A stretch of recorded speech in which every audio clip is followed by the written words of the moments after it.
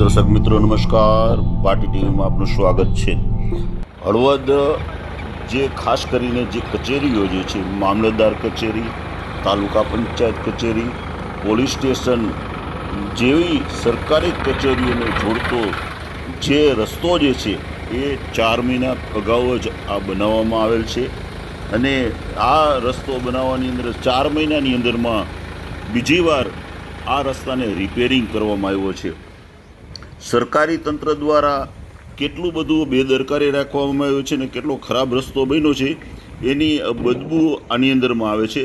આ રોડની અંદરમાં ભ્રષ્ટાચારનો બોરિંગ ફૂફાડા મારતો હોય એવું તમને નજરો જોવા મળે છે। જો આ તિરાડ કેટલી પડી છે અને 2 મહિનામાં તો ચિત્રી હાલ થઈ ગયો છે આ રસ્તો, અને હજી ચોમાસું આવશે ત્યારે તો આ રસ્તાની શું દશા થશે એ પણ કેવું હજી અસ્થાને છે।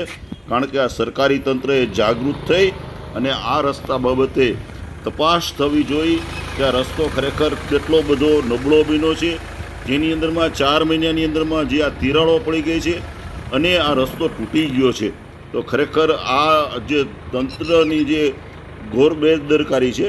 અને હળવદ મામલતદાર કચેરી ત્યાંથી જવાય છે, તાલુકા પંચાયત ત્યાંથી જવાય છે, પોલીસ સ્ટેશનને અને જેવી એવી સરકારી કચેરીઓ પણ જવા માટેનો આ રસ્તો છે। તો સરકારી અધિકારીઓ શું કરે છે એવો પણ આંખ આડા કાન કરે છે કે ખરેખર આ બધી આ જે તૂટેલા જે રસ્તા માટે કોણ જવાબદાર છે એનો જવાબ કોઈની પાસે છે